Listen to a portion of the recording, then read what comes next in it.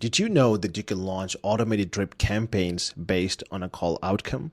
Well, this is really easy to set up in HighLevel, and if you're somebody who is calling tens and hundreds of leads a day, and if some of them are not picking up, it is always a great idea to push them to a drip sequence that runs for days, if not months, because you never know when somebody can convert, right? And in this video, I'm going to show you a step-by-step instruction on how to set this up. All right, so go to your HighLevel account and head over to automations, then click on create workflow and start from scratch. Once it opens up under the trigger, we're going to use the call status trigger.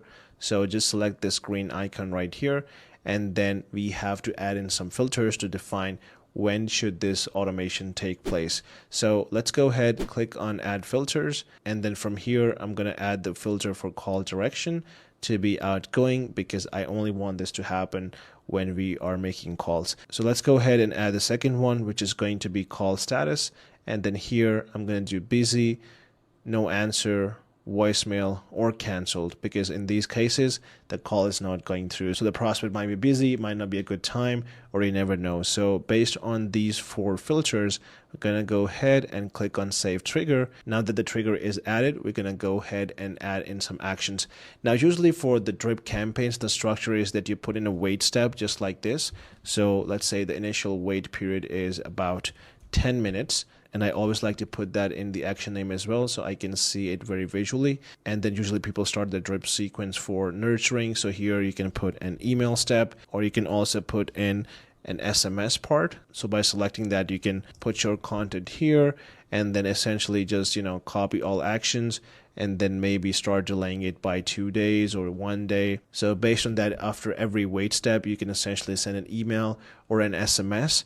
Or instead of doing all of this in one workflow, if you have another workflow set up for your drip sequence, you can also use the add to workflow step here.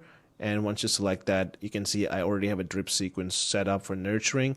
You can also set that, and you will not have to do all of these steps right below. So this is also another way to do it. Of course, you can go ahead and publish and save it. And if I show you my drip nurture sequence, this is how it is currently set up. So you can see there's wait steps, there's more emails going out, and it looks like just a usual drip sequence. So this is how you can do it. And again, because this is happening based on a call outcome, so if a call didn't happen, you can trigger this to nurture that prospect. Or even though if somebody picks up but they are not sure about your program, or maybe you think they might be a candidate in the future, you can still put a tag and then trigger this automation. So that way, based on the call outcome, you're pushing people into a nurture sequence to convert your prospects into paying customers. So that was about this quick video. If you have any questions, feel free to put them right below.